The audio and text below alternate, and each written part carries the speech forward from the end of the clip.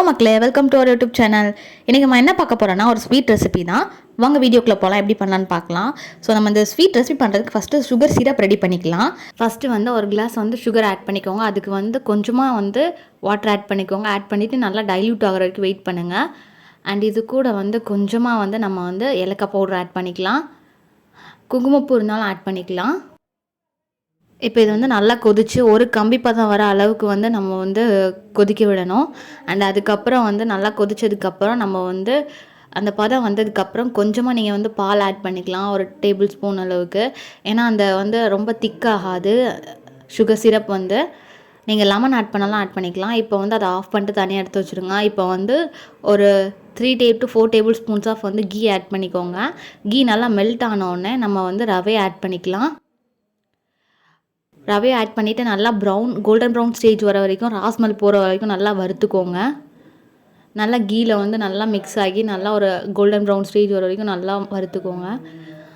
அது வந்து ரொம்ப சாஃப்டாகிடும் மாவு வந்து, அந்தளவுக்கு நல்லா வறுத்து எடுத்துருங்க. ஸோ நல்லா கோல்டன் ப்ரௌன் ஸ்டேஜ் வந்ததுக்கப்புறம் நம்ம வந்து பால் ஆட் பண்ணிக்கலாம். நல்லா அந்த ரவை வந்து மிக்ஸ் ஆகி வர வரைக்கும் பால் ஆட் பண்ணிக்கோங்க. அண்ட் இது கூட கொஞ்சமாக ஏலக்காய் பவுடர் ஆட் பண்ணிவிட்டு நல்லா பாலோடு நல்லா மிக்ஸ் பண்ணி எடுங்க.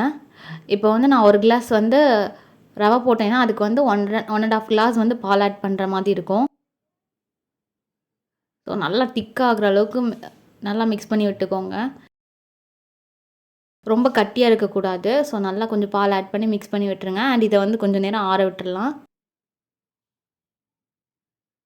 இது நல்லா மிக்ஸ் பண்ணி எடுத்து வச்சுட்டு கொஞ்சம் நேரம் ஆற வச்சுருங்க. ஒரு பிளேட் வச்சு மூடி வச்சுருங்க. அண்ட் இது வந்து ரொம்ப உங்களுக்கு வந்து திக்காக இல்லாமல் உதிரியாக இருந்துச்சுன்னா கூட கொஞ்சம் பால் ஆட் பண்ணிக்கோங்க. ரொம்ப பாலாக இருந்துச்சுன்னா நீங்கள் வந்து கூட கொஞ்சம் வந்து பால் பவுடர் ஆர் மைதா மாவு ஆட் பண்ணிக்கலாம். மேக்ஸிமம் பால் பவுடர் ஆட் பண்ண பாருங்கள். இப்போ வந்து நல்லா உருண்டை எடுத்து வச்சிடலாம். இப்போ இன்னொரு ஆயில் ஊற்றிக்கோங்க. ஆயில் ஆர் கீ கூட யூஸ் பண்ணிக்கலாம். நான் வந்து ஆயில் தான் யூஸ் பண்ணுறேன்.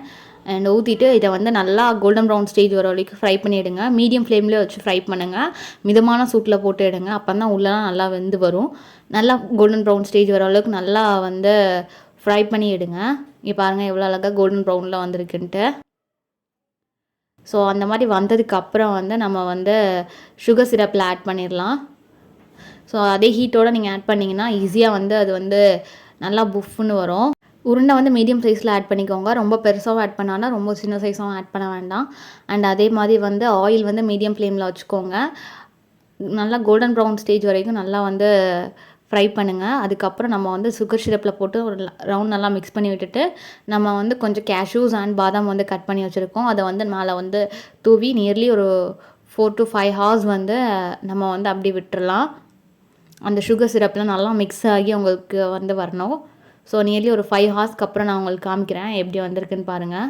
5 hours later. எவ்வளோ அழகாக வந்திருக்கு பாருங்கள். இது போல் வீடியோஸ் வந்து நிறையா பார்க்குறதுக்கு நம்ம சேனலை சப்ஸ்கிரைப் பண்ணியிருக்கோங்க. குலோப் ஜாமுன் மாவு வாங்கணுங்கிற அவசியம் இல்லை. வீட்டிலே இந்த மாதிரி ரவா வச்சு குலோப் ஜாமுன் ரெடி பண்ணலாம். இது போல் வீடியோஸ் நிறையா பார்க்க நம்ம சேனலை சப்ஸ்கிரைப் பண்ணிக்கோங்க. வீடியோ பிடிச்சுன்னா மறக்காமல் லைக் பண்ணுங்கள்.